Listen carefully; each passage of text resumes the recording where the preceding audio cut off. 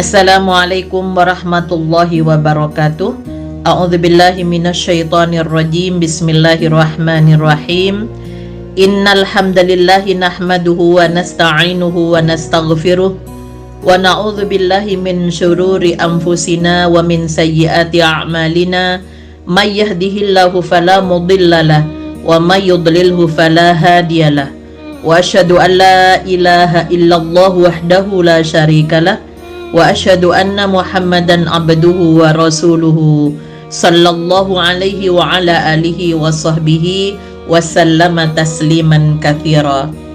Pemirsa dan pendengar yang dirahmati oleh Allah, mari kita merenungkan sedikit mengenai apa yang disebut sebagai fitrah atau kesucian asal. Manusia menurut agama kita yaitu Islam diciptakan oleh Allah Subhanahu wa Ta'ala dalam keadaan fitrah.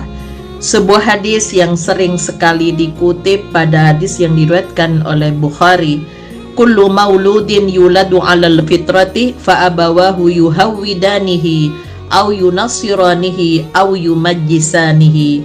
Setiap anak itu dilahirkan dalam keadaan fitrah atau suci.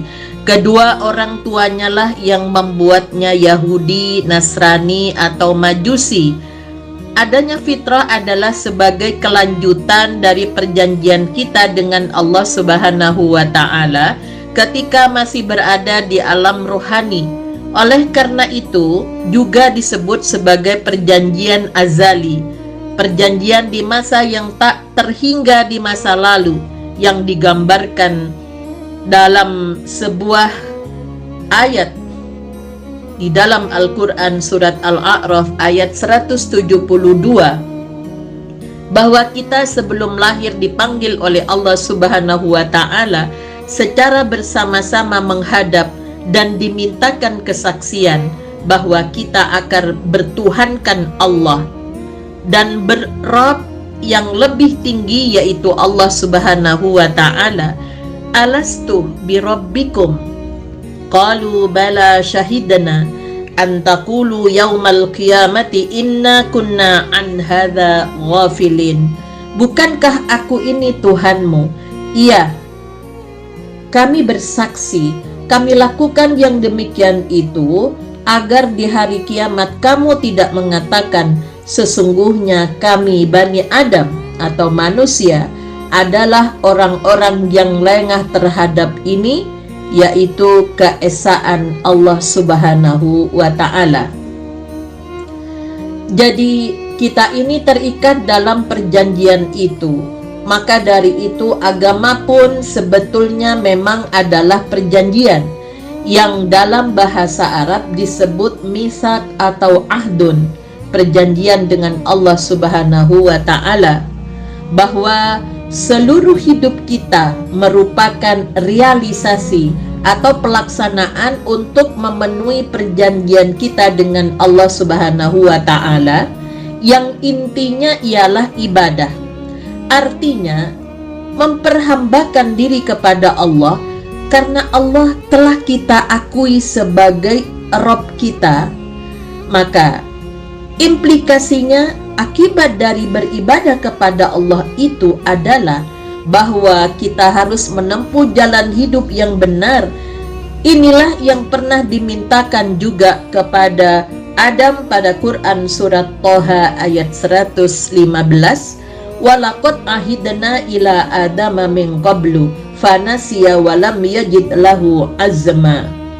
Dan sesungguhnya telah kami perintahkan kepada Adam dahulu, maka ia lupa akan perintah itu dan tidak kami dapati padanya kemauan yang kuat.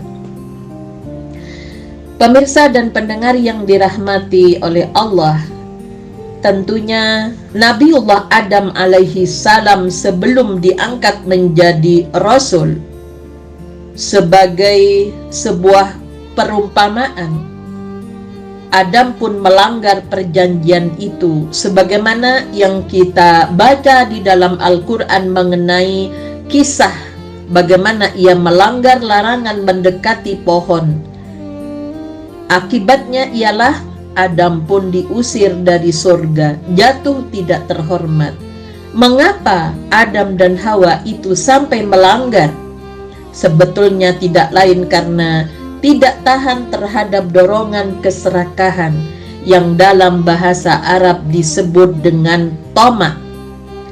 Jadi toma itu yaitu nafsu memiliki sesuatu lebih dari keperluan yang wajar. Apalagi kalau pemilikan tadi tidak benar. Oleh karena itu dosa pertama manusia ialah karena keserakahan itu, yang selalu ingin melebihi sesuatu yang lebih dari keperluan. Dan karena kita ini adalah anak cucu Adam, maka kita semuanya punya potensi untuk jatuh seperti itu. Kita semuanya punya kemungkinan untuk melanggar larangan Allah, melupakan janji kita dengan Allah, dan kemudian kita akan jatuh tidak terhormat. Sebab itulah yang dialami oleh Adam. Manusia dilahirkan itu dalam keadaan fitrah yang suci, maka dia sebetulnya lahir dalam kebahagiaan. Kalau diri kita sendiri sudah suci atau berusaha menjadi suci, maka ia harus berbuat suci kepada orang lain. Oleh karena itu, tujuan ibadah puasa Ramadan dan tujuan ibadah dalam rangka mencapai sebuah proses takwa, la'allakum tattaqun, itu harus menghasilkan amal soleh atau budi pekerti luhur yang sudah kita ketahui semuanya. Jadi di sini kita bertemu dengan suatu hal yang sangat nyata untuk kebahagiaan kita sendiri, yang tentunya di dalam Islam kita diajarkan untuk selalu menyampaikan, mensyiarkan yang namanya salam. Pada Quran surat Asy-Syu'ara ayat 88 sampai ayat 89, yauma la yanfa'u malu wala banun illa man atallaha biqalbin salim. Pada saat itu harta dan anak-anak kita tidak ada manfaatnya apa-apa kecuali mereka yang datang kepada Allah dengan hati yang utuh. Ya, artinya integral. Memang salah satu wujud integralitas itu ialah kedamaian, bahkan juga kelapangan dada. Oleh karena itu Rasulullah Sallallahu Alaihi Wasallam dalam sekian banyak definisi beliau mengenai sebaik-baik agama itu, yang seperti diriwayatkan dalam hadis Nasa'i, anna rajulan sa'ala Rasulullah sallallahu alaihi wasallam ayyul islami khairun, qala nut'imu ta'ama wa taqra'us salama ala man arafta wa man lam ta'rif. Seorang bertanya kepada Nabi, ajaran Islam yang mana yang lebih baik? Nabi menjawab, kamu memberi makan orang yang memerlukan dan mengucap salam kepada orang yang kamu kenal dan orang yang tidak kamu kenal. Oleh karena itu, ajaran untuk selalu menyebarkan salam yaitu menjadi sesuatu yang sangat dianjurkan di dalam Islam. Bahkan menjawab salam itu adalah suatu kewajiban. Jadi rahmat Allah kepada kita sebagai manusia itu diwujudkan ke dalam salam, dan dari situlah perkataan Islam itu diambil, yaitu suatu keadaan di mana kita utuh dan integral. Tidak ada perasaan dengki, perasaan iri hati, perasaan buruk sangka pada orang dan sebagainya. Hal itu yang disebut dengan halalun bihalalin. Sama-sama bersih, sama-sama tidak ada persoalan. Kita juga harus halal bihalal dengan Allah dalam arti ridho kepada Allah, dan karena itu Allah akan ridho. Itulah yang akan menjadi ketentraman ketika disebutkan dalam Al-Quran berkenaan dengan nafsul mutmainnah. Ya ayuhan nafsul mutmainnah irji'ni ila rabbiki radiyatan mardiyah fadkhuli fi ibadi wadkhuli jannati. Hai jiwa yang tenang, kembalilah kepada Tuhanmu dengan hati yang puas lagi diridhoinya, maka masuklah ke dalam jamaah hamba-hambaku dan masuklah ke dalam surgaku. Karena itu tidak ada persoalan dengan Allah, dan Allah pun tidak ada persoalan dengan kita. Itu juga halal bihalal dengan Allah. Karenanya dengan begitu memperoleh tumaknina dan akan memperoleh sakinah, yang dalam bahasa lain disebut qurrata a'yun, suatu inti atau esensi kebahagiaan. Seperti misalnya tujuan dari rumah tangga itu ialah untuk menciptakan sakinah, yang dalam bahasa lain yaitu qurrata a'yun, seperti diungkapkan dalam sebuah doa sebagai ciri dari ibadur rahman pada surat Al-Furqan ayat 74. Rabbana hablana min azwajina wa dzurriyyatina qurrata a'yun waj'alna lil muttaqina imama. Ya Tuhan kami, anugerahkanlah kepada kami pasangan kami dan keturunan kami sebagai penyenang atau penyejuk hati kami. Jadikanlah kami imam bagi orang-orang yang bertakwa. Pemirsa dan pendengar yang dirahmati oleh Allah Subhanahu wa Ta'ala, jadi kalau kita memperhatikan pada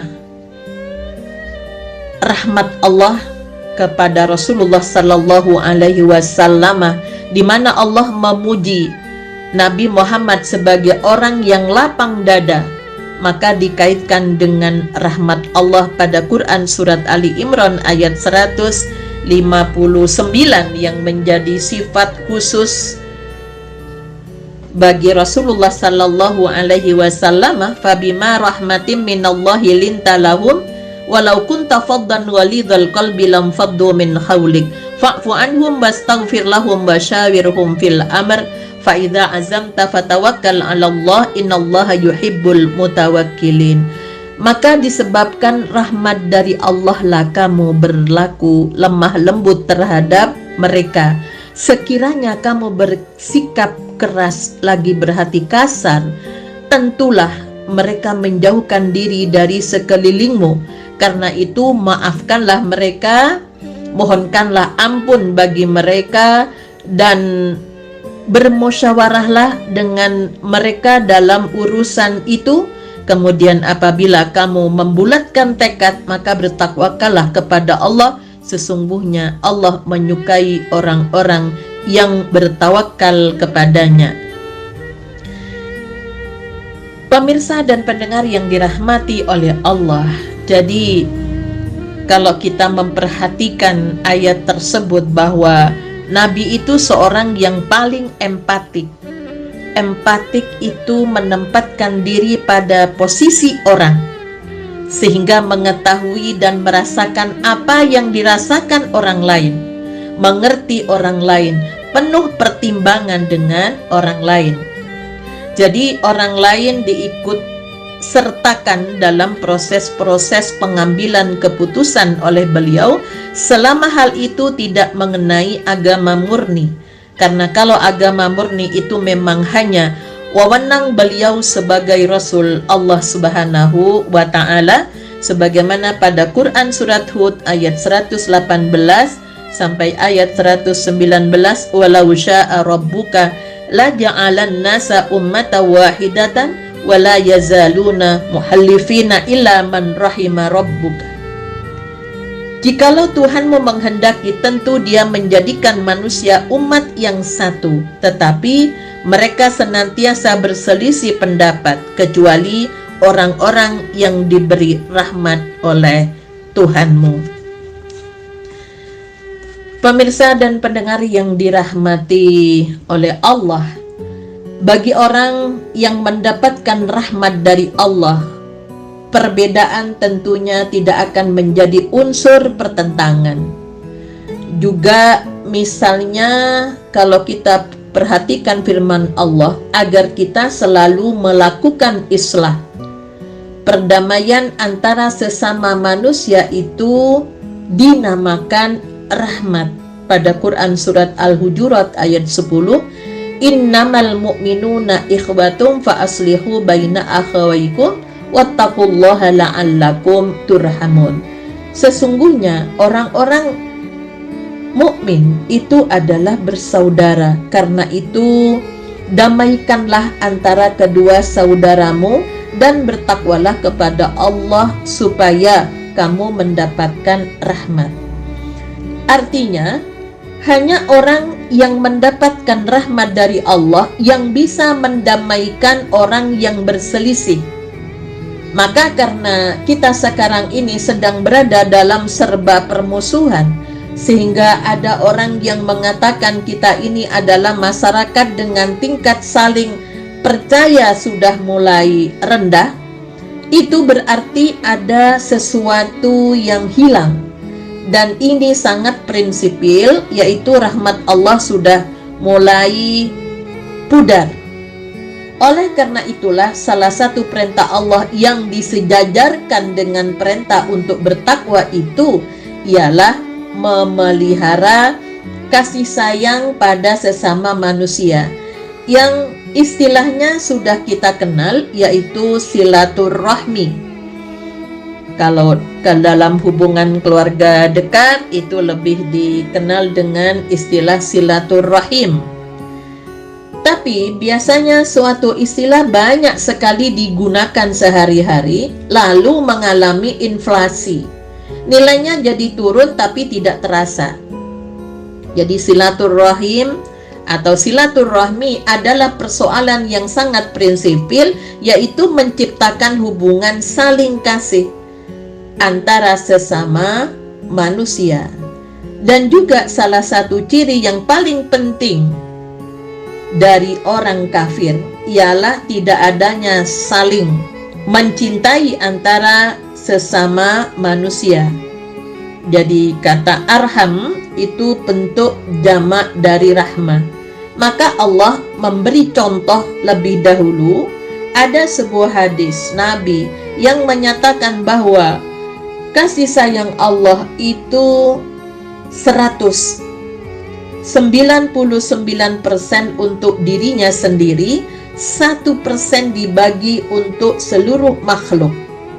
Dari 99% yang terbagi secara tak terhingga itu, maka kasih itu terwujud dalam hadis, misalnya dalam gejala bagaimana kuda melindungi anaknya. Kalau ada anaknya yang terbaring di tanah, pasti kuda itu akan mengangkat kakinya untuk tidak menginjak anaknya itu. Itu adalah rahmah. Maka dari itu termasuk kepada binatang kita harus menunjukkan kasih sayang Allah sebagaimana pada Quran surat Al-An'am ayat 38. Wa ma min dabbatin fil ardi wala ta'iri yatiru bi janahihi illa umamun amsalukum ma faratna fil kitabi min syai'in summa ila rabbihim yuhsyarun. Dan tiadalah binatang-binatang yang ada di bumi dan burung-burung yang terbang dengan kedua sayapnya, melainkan umat-umat juga seperti kamu. Tidaklah kami alpakan sesuatu pun di dalam Alkitab, kemudian kepada Tuhanlah mereka dihimpunkan. Pemirsa dan pendengar yang dirahmati oleh Allah, oleh karena itulah dalam ibadah haji kita dikasih pelajaran, jangan membunuh apapun. Biarpun semut yang merambat di badan kita, membunuh seekor semut yang merambat di badan, kita sudah kena denda. Itu sebenarnya adalah pendidikan supaya kita itu melanjutkan rahmat ini kepada manusia dan semua makhluk yang ada di muka bumi. Karena itu sekali lagi Allah memberi contoh rahmat itu.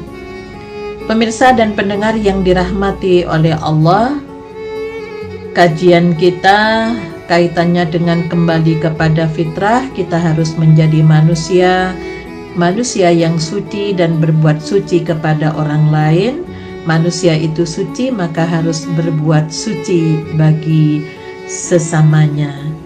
Mudah-mudahan kita bisa mengambil pelajaran dari ibadah yang telah kita lakukan, kemudian kita menutupnya pada bulan Ramadan dengan Idul Fitri, yaitu kembali kepada fitrah.